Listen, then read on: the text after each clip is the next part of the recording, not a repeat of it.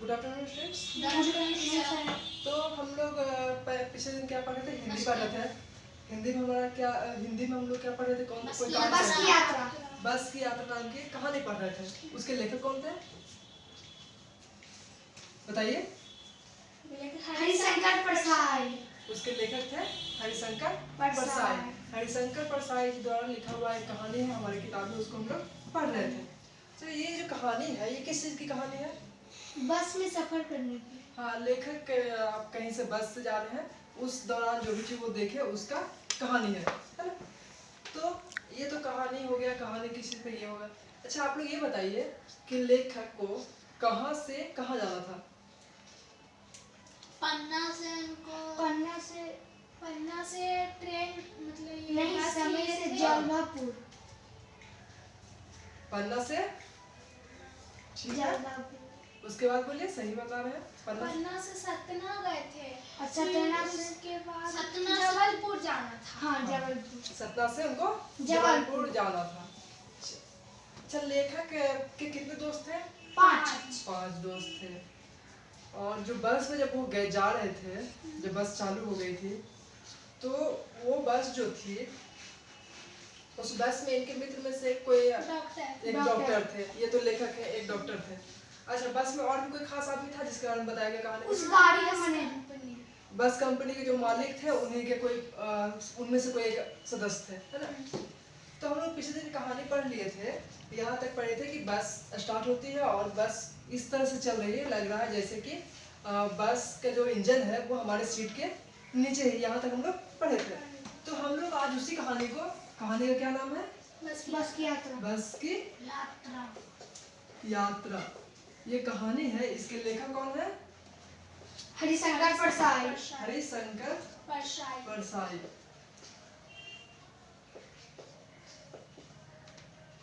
ठीक है, हरिशंकर परसाई इसके लेखक हैं। उसी कहानी का शेष भाग जो बचा हुआ उसको हम देखेंगे।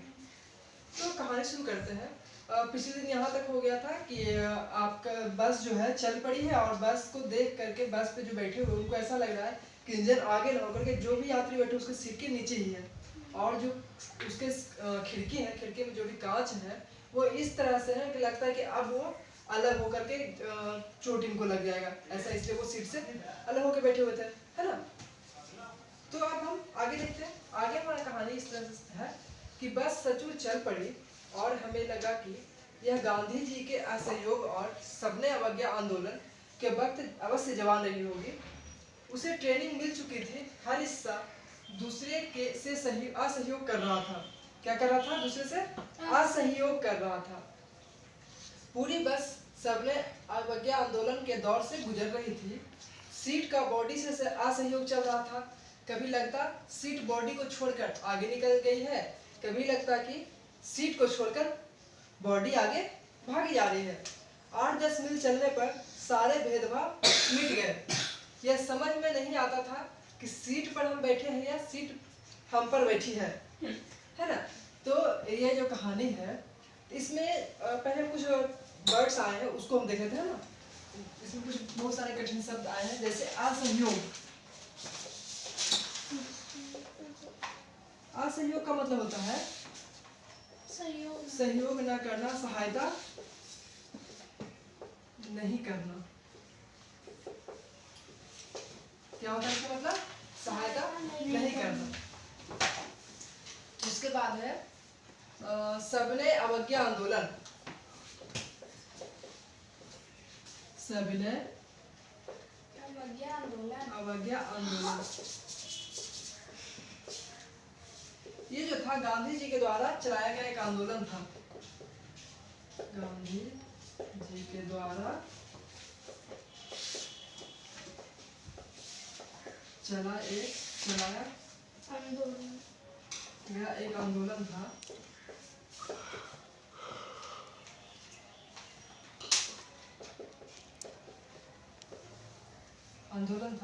जिसमें क्या था कि विनम्र रूप से, विनम्र मतलब क्या होता है? एकदम शांति रूप से नियम को नहीं मानना। अवज्ञा मतलब नियम को मना करना।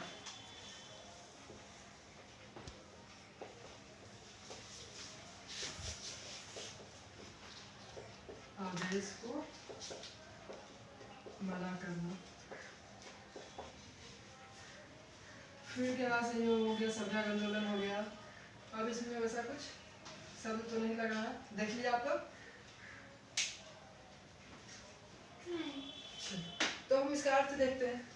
इस पहले जो था क्या, पहले सबसे पहले बस की चर्चा किए, उसके बाद क्या चर्चा की, बस जब स्टार्ट हुई तो उसके बाद की घटना को बता रहे हैं, स्टार्टिंग फेज का।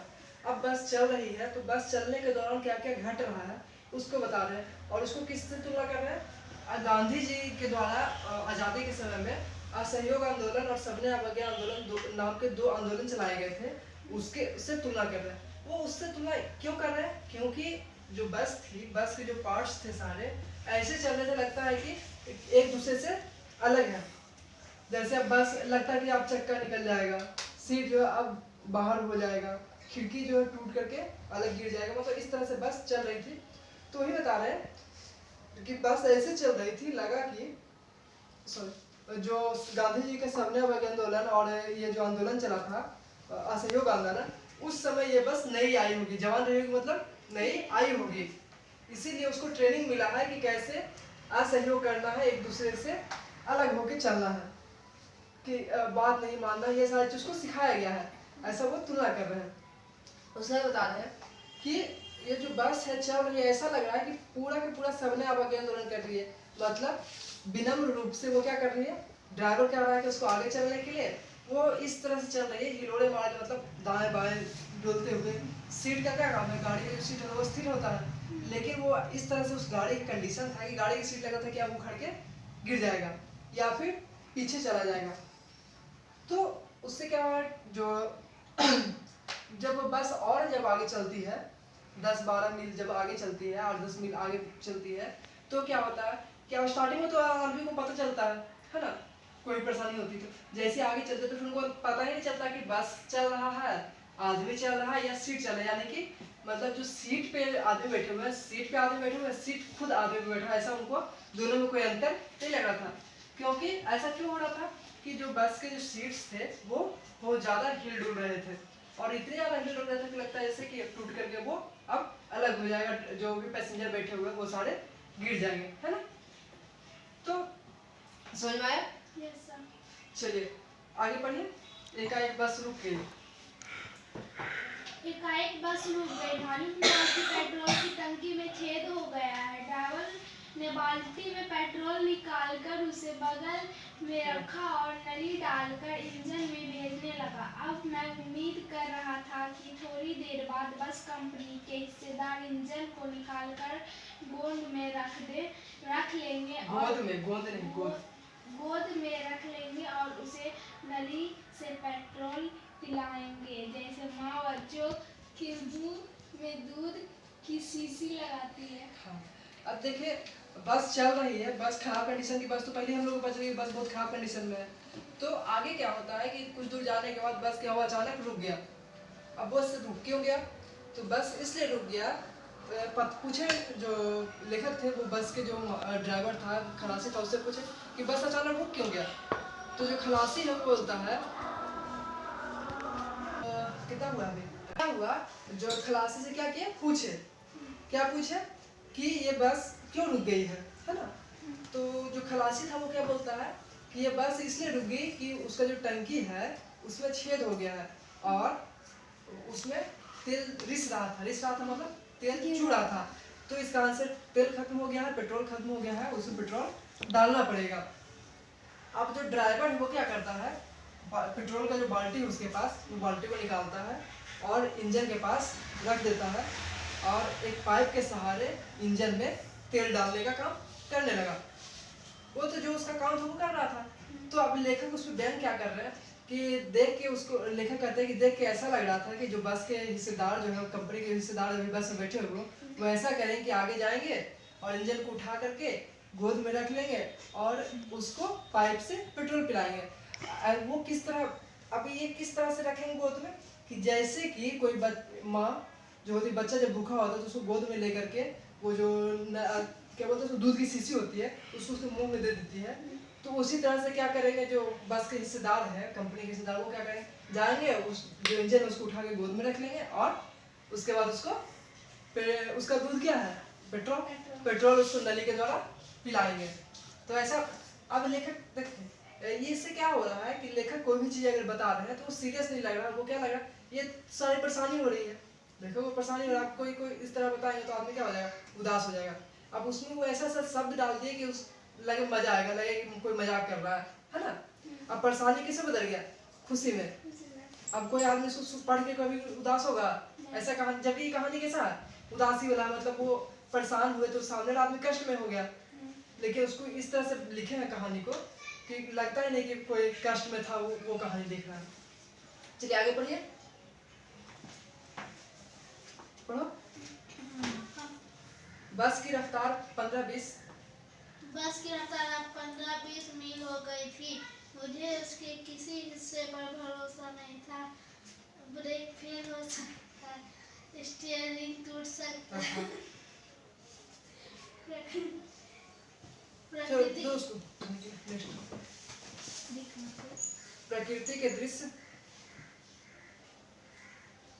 प्रकृति के दृश्य बहुत लुभावने थे। प्रकृति के दृश्य बहुत लुभावने थे। दोनों तरफ हरे भरे पेड़ थे जिन पर पक्षी बैठे थे।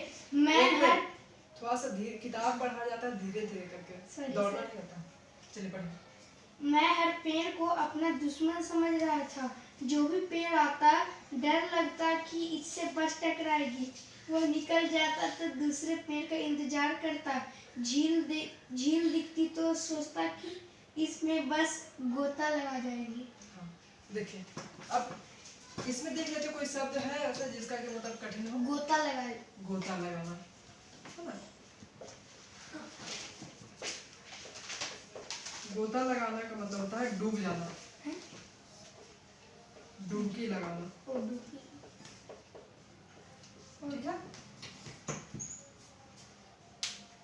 तो अब इसका हम अर्थ बताने से पहले आप लोग ये बताइए कि ये जो लेखक है जब बस उनकी चल पड़ी, चलने के बाद ये बस किस तरह का लग रहा था, ये लेखक को बस में बैठे हुए कैसा लग रहा था कि बस कैसे चल रही है। लग रहा था कि उसका सीट कब बिगा जाएगा।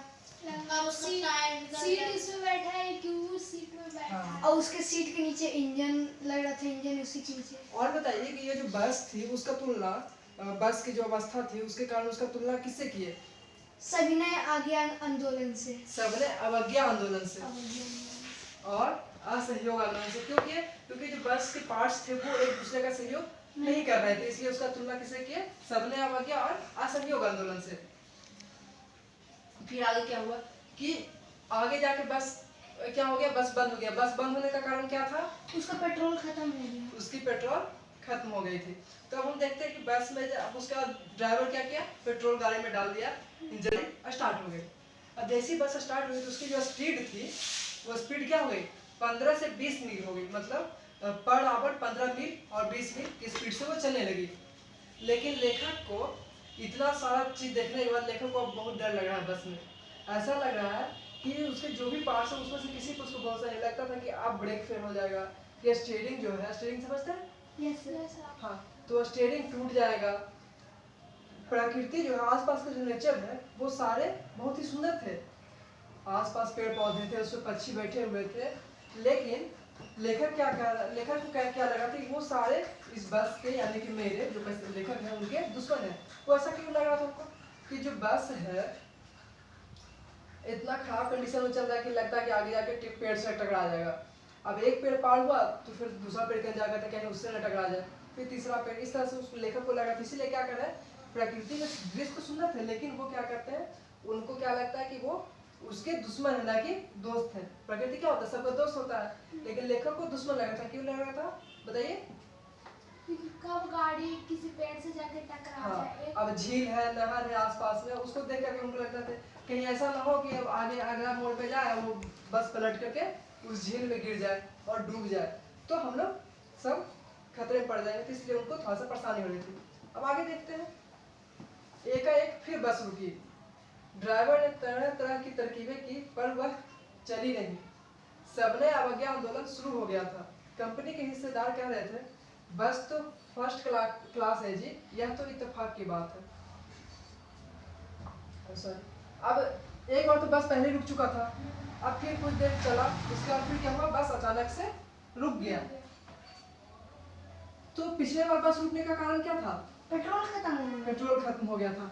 अब जो है जो बस रुक गया तो पेट्रोल का कारण हो नहीं सकता है, क्योंकि पेट्रोल तो भर दिया टंकी में जितना चाहिए था।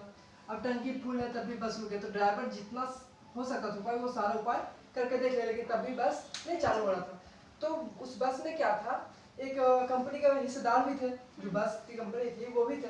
तो वो क्या कह रहे हैं कि नहीं जी बस तो बहुत अच्छे है, लेकिन आज टाइम ही खराब है। इत्तेफाक की बात है, मतलब समय का बात है।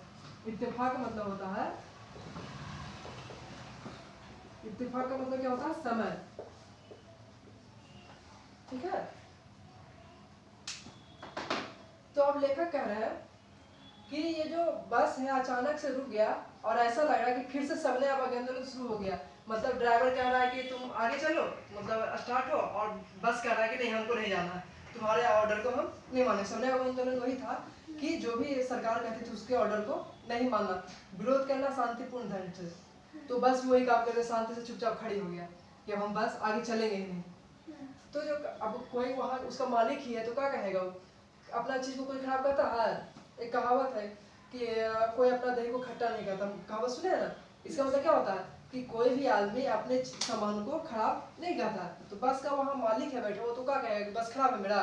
तो वो क्या कह रहा है कि बस तो पहले ही बहुत अच्छा था, बस तो फर्स्ट क्लास है जी, मतलब बस बहुत अच्छी कंडीशन में। लेकिन क्या पता आज क्या हो गया है कि समय खराब है कि बस बार बार रुक जा रही है, बस परेशान हो रही है। जबकि बात ऐसी नहीं थी, बस तो शुरू से ही खराब थी, है ना। चलिए कावेरी आप पढ़िए। क्षीण चांदनी में वृक्षों की छाया के नीचे वह बस बड़ी दयनीय लग रही थी। लगता जैसे कोई वृद्ध थककर बैठ गए हो। हमें ग्लानि हो रही थी कि बेचारी वह लदकर हम चले आ रहे हैं। बेचारी पर लदकर हम चले आ रहे हैं। बेचारी पर हम लदकर चले आ रहे हैं। अगर इसका प्राणांत हो गया तो इस बियाबान में हमें इसकी अंत्येष्टि करनी पड़ेगी। हाँ। तो हम इसको देखते हैं, है ना। तो इसका पहले शब्द देख लेते हैं। ग्लानि। ग्लानि का मतलब क्या होता है? दुख। मतलब खुद में दुख हो। क्यों दुख हो रहा है? कि मन में दुख हो रहा है कि बस को बूढ़े व्यक्ति से होंगे, तो हम उस बूढ़े पे लद करके हम लोग आ रहे हैं, वो थकी हुई है, तो इसलिए वो ग्लानि शब्द का प्रयोग किए। उसके बाद है प्राणांत। प्राणांत का मतलब क्या होता है? मृत्यु होना।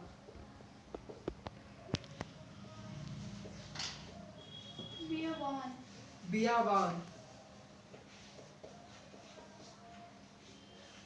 बियाबान का मतलब क्या होता है? बियाबान का मतलब होता है सुनसान। अंत्येष्टि।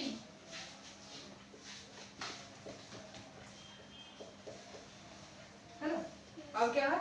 अंत्येष्टि।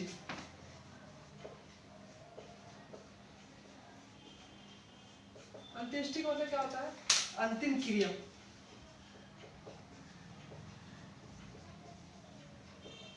जिसको दाह संस्कार बोलते हैं।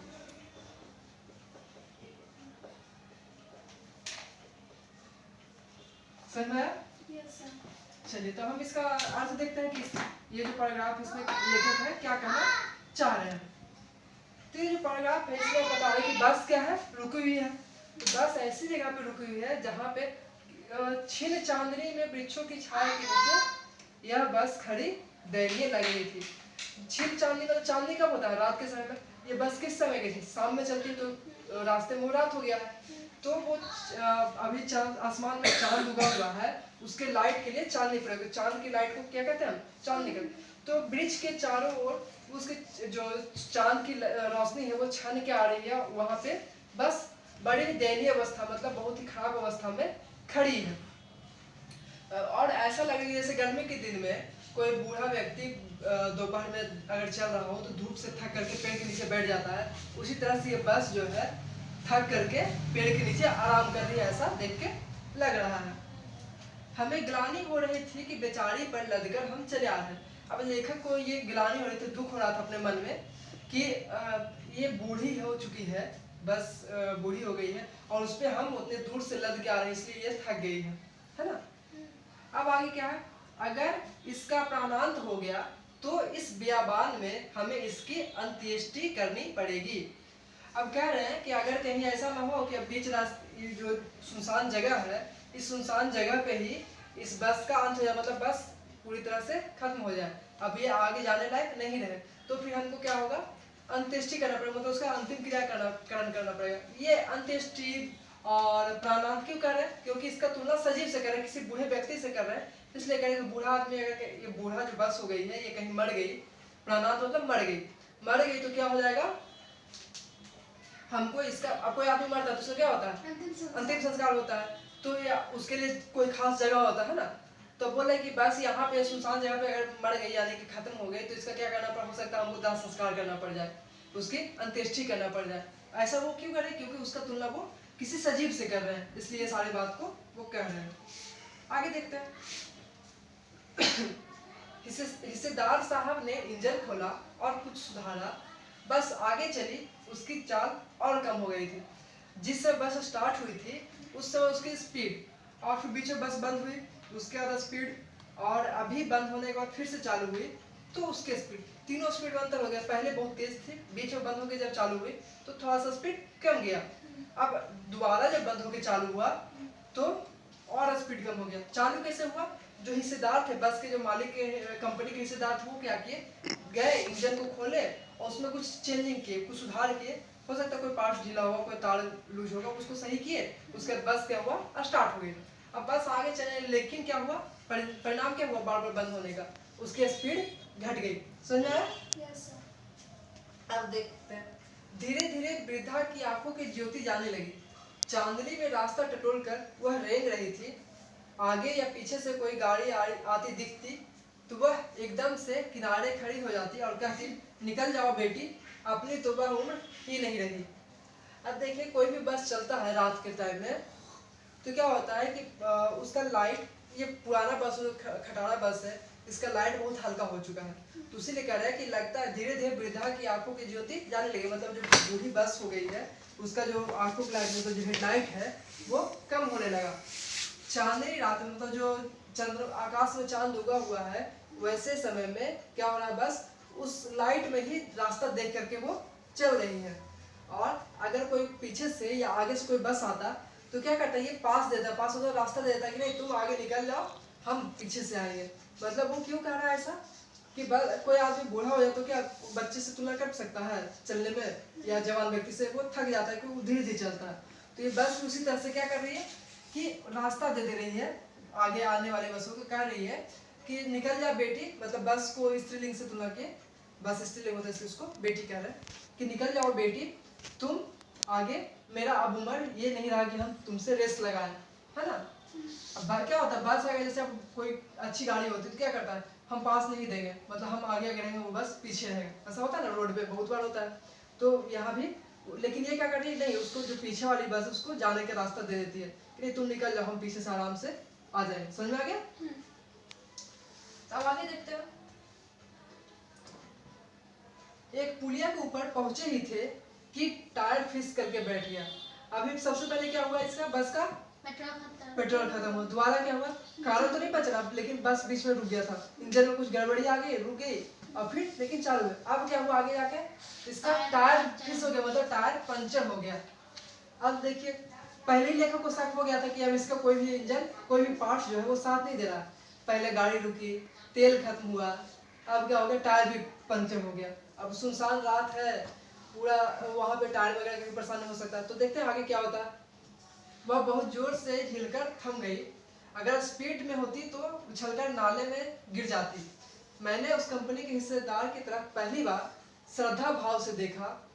वह टायरों के हालात जानते हैं, फिर भी जान हथेली पर लेकर इसी बस में सफर कर रहे हैं। उत्सर्ग की ऐसी भावना दुर्लभ है। सोचा, इस आदमी के साहस और बलिदान भावना का सही उपयोग नहीं हो रहा है, इसे तो किसी क्रांतिकारी आंदोलन का नेता होना चाहिए। अगर बस नाले में गिर पड़ती तो हम सब मर जाते, तो देवता बाहें पसारे उसका इंतजार करते। उसका किसका? वो जो हिस्सेदार है। कहते वह महान आदमी आया जिसने एक टायर के लिए प्राण दे दिए, मर गया पर टायर नहीं बदला। अब जो लेखक है, अब कंपनी का मालिक है, बस का मालिक है, तो उसको तो सब पता है अपने गाड़ी के बारे में, फिर भी वो क्या किया है, उसका मरम्मत नहीं करवाया है और उसी बस से वो आ भी रहा है। तो लेखक क्या हुआ, उसके हिम्मत को दाद दे रहा है कि सब कुछ जानते हुए कि बस खराब है, फिर भी वो अपना जान हथेली पर लेकर के इस बस में चल रहा है। तो इसीलिए उसका क्या कि श्रद्धा भाव से उसकी तरफ देखे, तो जैसे किसी भगवान की तरफ देखते हैं, सज्जन पुरुष की तरफ देखते हैं, उस तरह से उसके सामने भी देखे कि इतना सब कुछ होते हुए भी ये क्या कर रहे हैं, इतना सब कुछ जानते हुए उसको ध्यान से वो उसी बस से सफर कर रहे हैं, है ना। और बोल रहे हैं कि अगर अभी बस स्पीड होता है, स्पीड तो कम गया इस बस का, अगर स्पीड होती तो देखते हैं टायर फटता तो बहुत तेज आवाज होता है और गाड़ी उछलती भी है, तो स्पीड तेज होता तो क्या होता, बस जो होता आगे खाई है, नाला है, उसमें जाके गिर जाती, जो रास्ता है वहाँ पे नाला भी था तो उस नाले में गिर जाते, लेकिन इसकी स्पीड कम थी इसलिए बस वहीं पे रुक गई, सिर्फ हल्का सा आवाज की और रुक गई। तो लेखक कह रहे हैं कि अगर ये स्पीड में होती तो बस नाले में गिर जाती, और नाले में गिरती तो जो भी इसमें यात्री हैं सारे मर जाते। मरने के बाद क्या होता है, यमराज उसको ले जाते, जो भी आदमी मरता है। ऐसा हम लोग हिंदू में कहते हैं, हिंदू ग्रंथ में किताब में पढ़े हैं कि कोई भी आदमी मरता है तो उसको क्या होता है, यमराज लेने आते हैं, कहते हैं ना। तो यमराज लेने आते तो क्या करते हैं यमराज, कि जो व्यक्ति है, जो मालिक है कंपनी का, उसको सबसे आगे ले जाते कि ये बहुत ही महान आदमी है, कि ये एक टायर के लिए, बस के एक टायर के लिए मर तो गया, लेकिन उस बस के टायर को बदला नहीं। इसमें इतना हिम्मत था कि बस खराब है फिर भी उस बस में वो सफर करा, तो उसकी हिम्मत का दाद देते हुए वो क्या करते, उसको पहले ले जाते महान आदमी समझ के, है ना। और क्या बता रहे हैं यहाँ पे, एक बात और बताए कि ये जो व्यक्ति है, इनके साहस जो है, इसका यूज सही जगह नहीं हो रही, बस में यूज हो रहा है। इनका साहस का यूज कहाँ होना चाहिए, क्रांतिकारी आंदोलन में, देश को आजाद कराने में इनका यूज होना चाहिए, कि डटे रहेंगे हिम्मत से, है ना, पीछे नहीं हटेंगे। ठीक है, समझ गया। आगे देखते हैं कि आगे की कहानी जो है, यहाँ तक क्या हुआ कि टायर फट गया है और उसको टायर के फटने के बाद की घटना का वो वर्णन कर रहे हैं कि टायर अगर गाड़ी स्पीड में होती तो क्या क्या हो सकता था और क्या क्या उसके रिजल्ट होते, वो सारी चीज बता रहे हैं। अब आगे देखते हैं, दूसरा घिसा टायर लगाकर बस फिर चल पड़ी। हमने वक्त पर पन्ना पहुंचने की उम्मीद छोड़ दी थी, पन्ना कभी भी पहुंचने की उम्मीद छोड़ दी थी। अब यहाँ क्या दो बात बोल रहे हैं, पहला क्या था कि लेखक क्या सोच के निकले थे कि टाइम से पन्ना जो शहर है वहां वो पहुंच जाएंगे, लेकिन क्या हुआ, अब बस इतना सारा परेशानी हुआ बस में कि अब इनका ये उम्मीद खत्म हो गई कि हम टाइम से भी पहुंच जाएंगे, साथ साथ ये भी उम्मीद खत्म हो गया कि कभी पन्ना भी पहुंचेंगे। क्यों ऐसा, कि पता नहीं कहाँ रास्ते में इस गाड़ी का एक्सीडेंट हो जाए, क्या हो जाए, इस कारण से लेखक को क्या लग रहा है कि शायद हम लोग आगे नहीं भी पहुंच सके, है ना। तो अब फिर बता रहे हैं, पन्ना क्या कहीं भी कभी भी पहुंचने की उम्मीद छोड़ दिए। अब सारे चीज को तुलना कर रहे हैं क्या करके, पहला क्या तुलना किया कि पन्ना जो उनको जगह जाना था, जहां से उनको ट्रेन पकड़ना था, वहां जाने का उम्मीद, पहुंचने की उम्मीद छोड़ दिए। फिर क्या कर रहे हैं, वहां अभी नहीं, टाइम से तो छोड़ दीजिए, हो सकता है कभी नहीं पहुंचे। फिर आगे कह रहे हैं कि पन्ना ही क्या, ऐसा भी हो सकता है कि हम लोग कहीं नहीं पहुंचे। पहले समय का बोले कि समय पे नहीं पहुंच सकते, फिर क्या बोले कि उस शहर में नहीं पहुंच सकते हैं, फिर क्या बोले उस शहर को तो छोड़ दिए, हो सकता है कहीं भी ना पहुंचे, यही बस एक्सीडेंट हो जाए और हम लोग यहीं पे मरे जाए, है ना। लगता था जिंदगी इसी बस में गुजारनी है और इससे सीधे उस लोक को प्रयाण कर जाना है। मतलब कह रहे हैं कि ये जो बस है, हमारी जो लाइफ है आगे की, अब इसी बस में गुजर जाएगी और जो इसी बस में हम लोग प्रयाण कर जाएंगे दूसरे लोक में। प्रयाण का मतलब क्या होता है, प्रस्थान कर जाना। क्या शब्द आया, प्रयाण। प्रयाण का मतलब क्या हुआ, प्रस्थान। दूसरे लोक का मतलब क्या हुआ, जैसे हम लोग किस पे हैं, धरती पे हैं, दूसरे लोग किसे हम लोग हिंदू धर्म में क्या कहते हैं, धरती लोक, स्वर्ग लोक, पताल लोक बोलते हैं ना। तो इसी तरह से लेकर कह रहे हैं कि इस लोक को छोड़ के, मतलब धरती को छोड़ के हम लोग कहाँ चले जाएंगे, हो सकता है दूसरे लोक में पहुंच जाएंगे। इस पृथ्वी पर उसकी कोई मंजिल नहीं, हमारी बेताबी, तनाव खत्म हो गए, हम बड़े इत्मीनान से घर की तरह बैठ गए, चिंता जाती रही, हंसी मजाक चालू हो गया।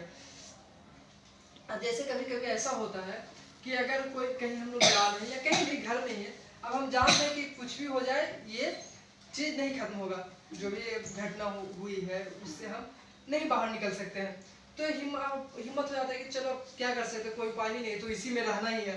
जैसे किसी के पास पैसे की कमी है तो कितना भी उस प्रयास कर लिया, उसके पास पैसा नहीं आया तो क्या सोचेगा, चलो अब इसी में खुश से रहते हैं, क्या इसमें रोना कि अब जब हो ही नहीं सकता है तो जितना है उसी में खुश रहे। तो लेखक भी क्या कर रहे हैं, अब वही हो गया कि अब उनको उम्मीद छोड़ दिए कि हम कहीं जाएंगे, यही हमारा घर है, बस जो है वही हमारा क्या है, घर है, और जो भी दुख कष्ट जो चिंता था वो सारा छोड़ करके आपस में हंसी मजाक चालू कर दिया कि खुशी पूर्वक कम से कम जहाँ भी पहुँचना होगा पहुँच जाएंगे। अब टेंशन उनका खत्म हो गया कि अब जाने रहेगी, इस बस का कोई पता नहीं है कहाँ एक्सीडेंट हुआ, क्या होगा, टाइम से पहुँचेगा नहीं पहुँचेगा, तो उससे अच्छा है कि टेंशन लेने से अच्छा है कि जब पहुँचेगा पहुँचे देख लिया जाएगा, जहाँ पहुँचना हो पहुँच जाएंगे, समझ लीजिए कि बस ही मेरा घर है ना। तो ये अब ये कहानी के लेखक कौन थे? चलिए ये तो आप लोग देख के ही बता दी है ना। नो सर, वो याद था हरिशंकर भूषण। अब बताइए कि जो हरिशंकर परसाई जो थे वो कैसे लेखक है? अच्छे लेखक हैं। व्यंग। हाँ, व्यंगकार है, मतलब कोई भी घटना को वो व्यंग के रूप में लिखते हैं, हंसी मजाक के रूप में प्रस्तुत करते हैं। अब ये जो कहानी थी कैसी थी कि मतलब बहुत ही दुख वाली कहानी थी, लेकिन उसको उन्होंने कैसे प्रस्तुत किया, हंसी मजाक के रूप में, कि वो किसी को बोर ना लगे, बोरिंग ना हो, उबे नहीं, और वो अपनी बात को भी रख दे। अब किसी को आप कहने जाइए कि हम तो आज बीमार हो गए थे या हमको बुखार हो गया था, ये हो गया था, अब सुन के उसको क्या होगा, दुख होगा, लेकिन उसी को मजाक में कहिएगा तो क्या होगा, वो बीमारी के कारण दुखी तो होगा लेकिन आपकी बात सुन के वो हंसेगा, है ना। तो इसी तरह से ये जो लेखक है वो भी काम करते हैं। अच्छा आप लोग बताइए कि जो बस है उसकी तुलना लेखक ने किससे की है? बूढ़ी महिला से, वृद्धा से की है। अच्छा, बस के जो चलने का गति था और बस के जो पार्ट्स एक दूसरे से सहयोग नहीं कर रहे थे, तो इसका तुलना उन्होंने किससे किया? असहयोग आंदोलन से। असहयोग आंदोलन। सबने अवज्ञा कर दी। हाँ, असहयोग आंदोलन, सबने अवज्ञा आंदोलन। अच्छा ये दोनों आंदोलन जो थे वो किनके द्वारा चलाया गया था? महात्मा गांधी जी के द्वारा चलाया गया था। चलिए तो बहुत आप लोग समझ में आ गया कहानी, है ना। अच्छा आप लोग ये बता दीजिए कि जो हिस्सेदार थे उनके तरफ लेखक श्रद्धा भाव से क्यों देखने लगे? क्योंकि एक टायर पे चलते क्योंकि इतना महान है कि जानते हुए भी टायर चेंज नहीं करवाए थे। ये भी हो सकता है, इसका और भी क्या हो सकता है सर कि वो इतने अच्छे व्यक्ति हैं लेखक के हिसाब से कि वो जान रहे हैं कि ये बस खराब, इस बस का कभी भी कुछ हो सकता है, लेकिन तब भी अपना जान हथेली पे रख करके उस बस में हिम्मत करके, उनका इतना हिम्मत था कि वो बैठ के इसीलिए उसकी तरफ श्रद्धा भाव से देखे, है ना। तो अब हम लोग अगला होमवर्क देखते हैं कि अगले दिन क्या करना है ना।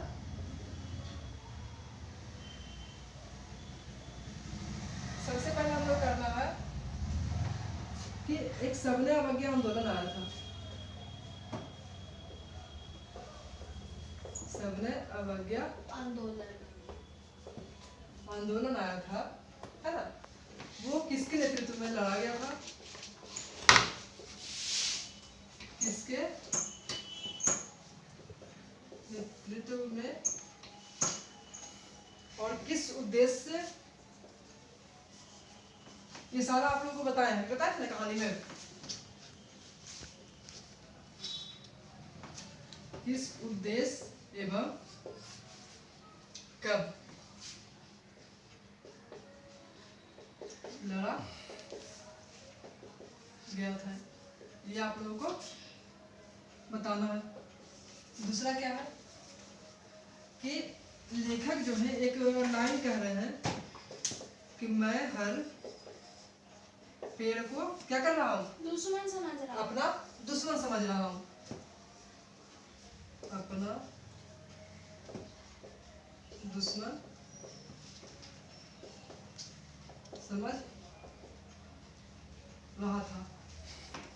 ऐसा लेखक जो है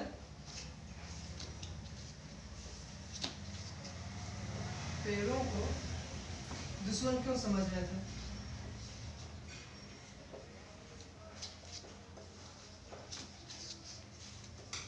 क्यों समझ? ठीक है, ये 2 क्वेश्चन आपको करके लाना है।